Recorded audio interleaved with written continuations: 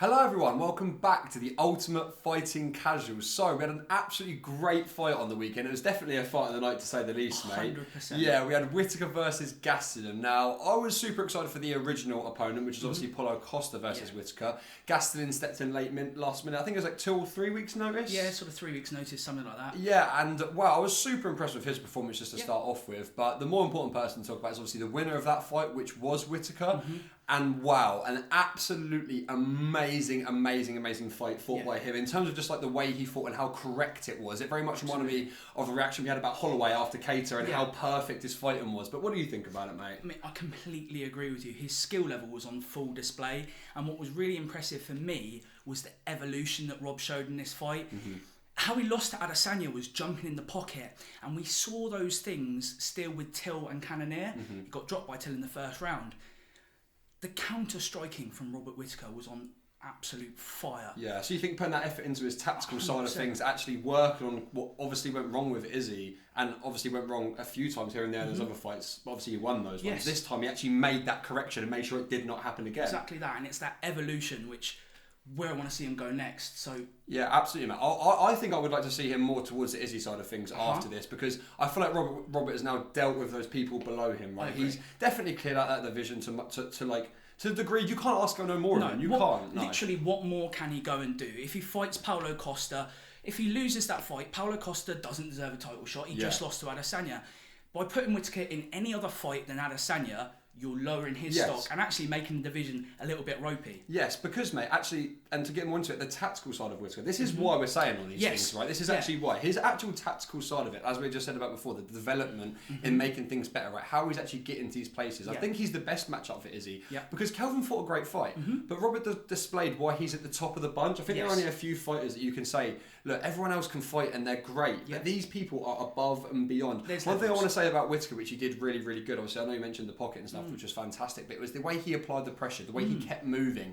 I remember when we actually spoke about it in our build-up stuff for Adesanya versus Gastelum, I said he was going to be a bit more fitter and a lot more in shape, popping about a lot more, and he was. Yeah, he was. He was so much more poppy, and with it, he was moving around. He seemed a lot more focused in that. In the last round, he really impressed me as well, like getting Kelvin to the floor and keeping him there. Just stuff like that when you see someone finishing off a round, it was really impressive, Absolutely. mate. Same sort of way he finished the Till round out, but a note I actually made watching the fight is that Rob looks quicker and stronger. With the takedowns in the first round, he kind of just grabbed him and manhandled him to the floor.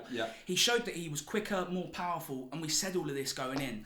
I don't want to put Gastelum down though, because his heart was on full display and he kept coming forward every time. How good was he, mate? He was great. I was so impressed with Gastelum, actually. I was really happy for him. It did feel like, I said actually before, I'm pretty sure I said this in the last video, it'd be similar to like the Izzy fight in terms of Gastelum can just keep going. Like the guy can just keep going. Fair play. He works. He ate a lot, right? And there's something to be said about that. And I think we may see that in 2 or 3 years' time. That's sort of another conversation. But just to point on this fight, he ate a lot. He went through a lot. He showed genuine, like Mo said, genuine heart, determination. I'm super happy with Gastelum. He has shown why he actually does deserve to be near that top of the pile. Super impressed by the entire fight. So the co-main event we covered last week actually didn't end up coming to fruition because of a push at the weigh-ins. Just ridiculous, mate. A really stupid situation. Absolutely. Just bad decisions all round. I mean, so it was Jeremy Stephens that went up to close and pushed him, right? So they were literally face on face.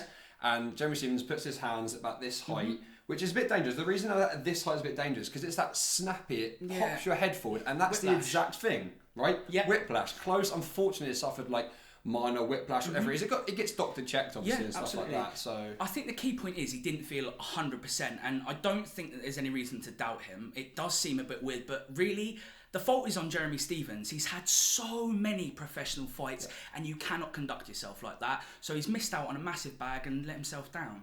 So a few weeks ago we spoke about some of the refs' decisions and how sort of outside influences can influence a fight or what it can mean inside of a fight, right? Well, this one got stopped before it even happened because of an outside influence, because something that happened before the fight, right?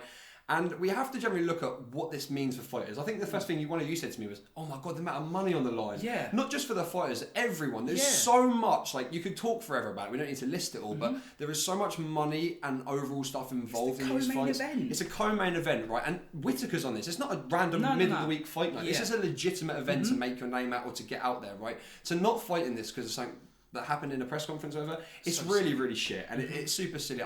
I do feel for Stephens in a way because he obviously didn't want to injure his opponent to the point of not fighting, right? But it's not really an excuse. You're an idiot. you know, you deserve to be called an idiot, but I think let's not go further than that. No. Or like, I hope close is good and everything. Hopefully you can come back and fight. I want to see it rebooked as well. Yes, the rebook's the best way, 100%. Yeah. Let's hopefully see this fight as soon as possible. So following Whittaker's really impressive performance this weekend, we've said it earlier in the video, there's only one fight that makes sense for him now, and that's Israel Adesanya in a rematch for the middleweight strap. Yeah, mate, and I want this to happen down under. I've got a feeling they're going to open up the borders. Yeah. I said Whittaker came out and said this sort of thing, hoping they can open up the borders and get a big event sort of going with those two guys. I think it has to happen. There's no point going over every single statistic, right? Whittaker is clear at division along with you, Izzy. He's the only man that deserves to be standing opposite you in an octagon, right? I think that's where we almost have to go with it. I completely agree. I'm just going to play devil's advocate and jump in with Marvin Vettori, who had a really decent win last week and has put together a decent streak in a shaky middleweight division. So, you're right, what do you think his claim looks like? Because it's a bit difficult. But it is a claim, right? That's the thing. It's a claim that he's got. And I think I'm going to go with what Whittaker said. Whittaker was being interviewed by the guys on the telly, or by the guys on like the Australian news television programme, whatever, and they were like, oh, we spoke to Vettori earlier, and he claims that you don't want the title. So Vittori's basically come out and said, oh, Whittaker doesn't even want the title shot, and Whittaker's come out and just laughed and he said, I do. Yeah, like, he literally said, his literal source, I do. Like, he does. Like, of course he does, right? Yeah. But Vettori, for me, doesn't get there just yet. He needs another fight, just one more to prove himself, especially after that Whittaker performance. As I said earlier on, I feel like that was similar to where we saw Holloway dominate Keita, and we were like, okay, that wasn't the title fight, but you came off that, and now look at you. Wow, you're actually better. That was a title-worthy performance. Exactly, and I feel like that was on the similar sort of level to that, right? So, yeah, that's my opinion for me. I think Izzy has to be booked for, sort of August, September, October, if we're looking sort of that later when we can open the borders, etc. Yeah. But what do you think, I agree. I think September time makes absolute sense as we're looking at the UFC calendar. Generally, that's a bit of a So do you want to see the Izzy Whittaker? Izzy Whittaker 2 is the only fight to make at middleweight for me. Vettori, while he has looked good, he just hasn't offered enough, and I think the fight that makes the most sense is Darren Till, because he is a level above Kevin Holland, and he hasn't really been tested since the 3-round fight he had with Adesanya. So get yourself up the division, Vettori. I do think you will have a claim, not just yet. Okay, that is it for today's episode. Thank you so much for watching. Be sure to like, comment, subscribe, all of that cool shit. Anything from you at all, Moz? Check out the Instagram, a lot more stuff coming on there. Absolutely down below, get on that. Thank you very much for watching, and we'll see you next time. Bye.